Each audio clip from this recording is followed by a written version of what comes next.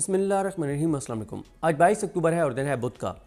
मंगल को यानी कल इमरान खान साहब की बहनों के साथ मुलाकात हुई अडयाला जेल में। उस हवाले से मैं आपको बता चुका हूँ। उसमें दो मज़ीद ख़बरें हैं, वो आपके साथ शेयर करनी है।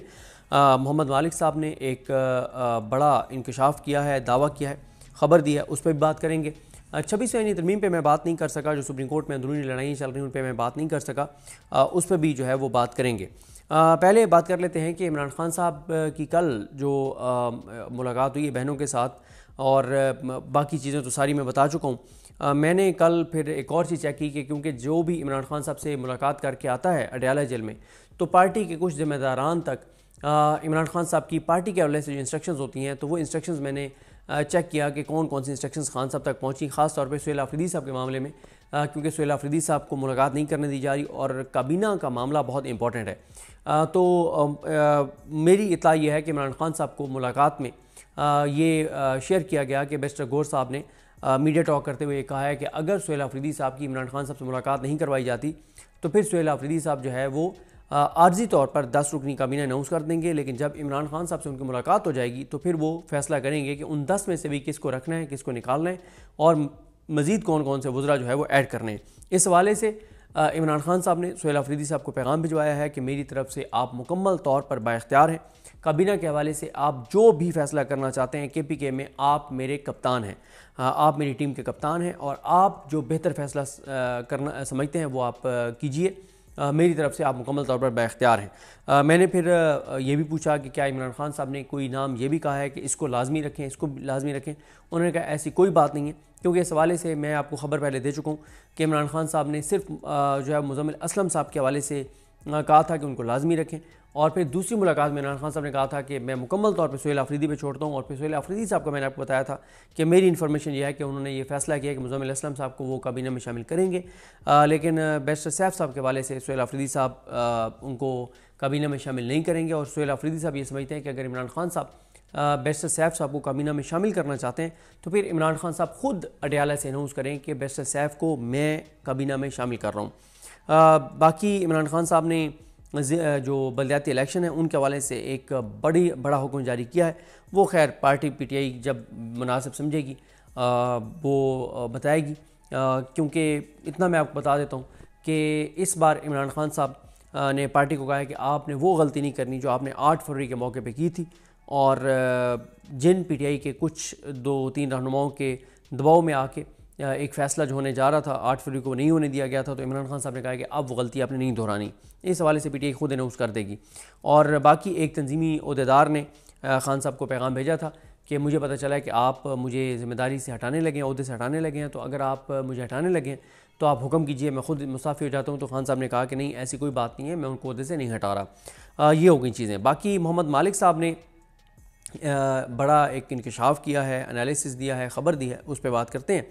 मोहम्मद मालिक साहब का भी एनालिसिस ये था कि इमरान खान साहब इस लड़ाई में शिद्दत लाना चाहते हैं, और उसके लिए एक तो मोहम्मद मालिक साहब ने कहा कि उन्होंने कहा कि PTI के जो लोग, ज़ाहिर है उन्होंने इशारतन बात की कि इस्टेब्लिशमेंट के साथ बातचीत में इंगेज थे।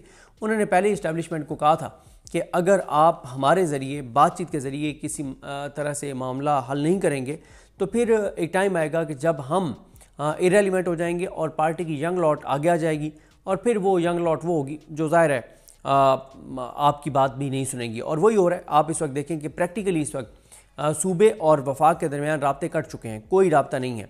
पहले अली अमीन गंडापुर साहब हर फोरम पे वफाक के साथ इंगेज थे, आते थे, जाते थे, मीटिंग्स में आते थे और मोहसिन नकवी से बहुत ज़्यादा मुलाकातें करते थे, लेकिन इन्होंने सुहेल आफरीदी साहब ने मोहसिन नकवी की ही भेजी गई गाड़ियाँ जो हैं वो वापस की हैं और डट गए हैं, और सख्त उन्होंने जो है वो इस हवाले से बयान दिया। और आपको वफाकी हुकूमत के वज़रा की जो है वो फ्रस्ट्रेशन भी नज़र आ रही है, उनके बयानात भी नज़र आ रहे हैं, जिस तरह से तलाल चौधरी मीडिया टॉक कर रहे हैं और बयानात दे रहे हैं। तो मोहम्मद मालिक साहब ने कहा कि एक तो इमरान खान साहब ने कह दिया है कि ज़िमनी इलेक्शन जहाँ जहाँ पे लड़ने हैं वहाँ पे 30 से 35 साल के नौजवानों को जो है वो टिकट दिया जाए। अब यहाँ पे आपके जहन में एक कन्फ्यूजन पैदा होगी, उसको मैं क्लियर कर दूँ कि आप ये कहेंगे कि फ़ैसला तो ये हुआ था कि ज़िमनी इलेक्शन जो है वो नहीं लड़े जाएंगे, तो अब ये कैसे कहा जा रहा है कि ज़िमनी इलेक्शन जो है वो जहाँ जहाँ लड़ने हैं।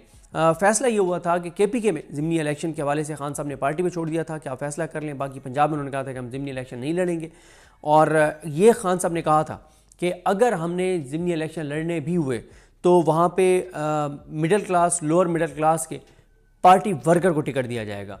अच्छा, अभी तक इमरान खान का पंजाब के हवाले से फैसला चेंज नहीं हुआ, वो वही है कि हमने ज़िमनी इलेक्शन का बाइकआउट करना है। और जहाँ तक KPK का है तो वहाँ पे खान साहब ने कहा था कि आप पार्टी ये समझती थी कि KPK के हवाले से हमें इलेक्शन लड़ना चाहिए, वहाँ हमारी हुकूमत है। तो उधर इमरान खान ने बिल्कुल कहा था कि अगर पार्टी समझती है कि KPK में इलेक्शन लड़ने हैं तो वहाँ पे इलेक्शन लड़ें, जो मेरी इन्फॉर्मेशन है। अगर उसके बाद कोई तब्दीली हुई है तो मुझे नहीं पता, लेकिन मेरी यही इन्फॉर्मेशन थी जो जब तक मैं इन सारी चीज़ों को ये ख़बरें आ रही थी और कवर कर रहा था कि पंजाब के हवाले से इमरान खान का कैटेगोरिकल था कि हम कोई ज़मीनी इलेक्शन नहीं लड़ेंगे। KPK के हवाले से था कि हाँ पार्टी ने कहा कि लड़ना चाहिए, तो इमरान खान ने कहा कि हाँ बिल्कुल वहाँ पे लड़ें, क्योंकि वहाँ पे हुकूमत है, ज़ाहिर है वहाँ पे आपने मुख्तलिफ अंदाज से चीज़ों को देखना है। तो उसमें यह है कि मोहम्मद मालिक साहब ने कहा कि उमर अयूब साहब की जो नशिस्त है, जो वो DC हुए हैं, कन्विक्ट हुए हैं, तो वहाँ पे उमर अयूब साहब अपनी अहलिया को इलेक्शन लड़वाना चाहते हैं, लेकिन इमरान खान ने कहा है कि नहीं, वहाँ पे आप 30-35 साल के किसी नौजवान को टिकट दें और जो बिल्कुल एग्रेसिव हो और लोअर मिडिल क्लास हो, मिडिल क्लास हो और पॉलिटिकल वर्कर हो। इमरान खान पार्टी का फेस जो है वो मुकम्मल तौर पे चेंज करते हुए नज़र आ रहे हैं कि वो विनिंग हार्सेस को, पुराने पॉलिटिशियंस को, रवायती पॉलिटिशियंस को, बड़ी उम्र के पॉलिटिशियंस को टिकट देने के बजाय, आगे लाने के बजाय, अब मुकम्मल तौर पे इमरान खान जो है वो यंग लोगों को आगे ला रहे हैं जो मज़ामत कर सकें, जो बहुत ही शदीद जो है वो लड़ाई कर सकें। इसके अलावा मोहम्मद मालिक साहब ने एक और बड़ा इंकशाफ कही, दावा कही, ख़बर कही है। उन्होंने ये उनका ये दावा है कि इमरान खान साहब ने पार्टी को कहा कि आप मुरीदके में जो है वो जलसा करें। तो उन्होंने कहा कि मुरीदके में तो ज़ाहिर है वो पार्टी नहीं कर सकती, वो जमात नहीं कर सकती इस वक्त वहाँ पे जिन के साथ ये सारा वाक़या और सानिया हुआ है। लेकिन कहने का मकसद ये था मोहम्मद मालिक साहब के कि इमरान खान साहब इस हद तक मामलात में शिद्दत लाना चाहते हैं कि उन्होंने पार्टी को कहा कि आप मुरीदके में जलसा करें। तो इससे अंदाज़ा होता है कि इमरान खान साहब इस लड़ाई को किस तरफ लेकर जाना चाह रहे हैं। अब आइए सुप्रीम कोर्ट में क्या चल रहा है। देखें, सुप्रीम कोर्ट में एक तो मंसूर अली शाह साहब और मुनीर अख्तर साहब ने जो लेटर लिखा उस पर आप बड़ी तफसील से सुन चुके होंगे, मैं उसको दोबारा नहीं दोहराऊँगा।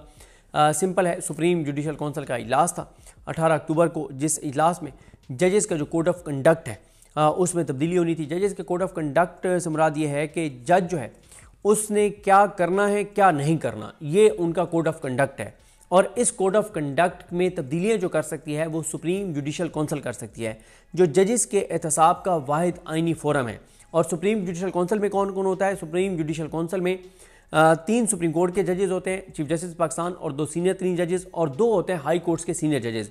इस वक्त सुप्रीम जुडिशल कौंसिल में, और सुप्रीम जुडिशल कौंसिल वो फोरम है जिससे में किसी जज को अगर बरतरफ करना हो, ओहदे से हटाना हो, फारिग करना हो, तो सुप्रीम जुडिशल कौंसिल ही हटा सकती है और कोई तरीका नहीं है।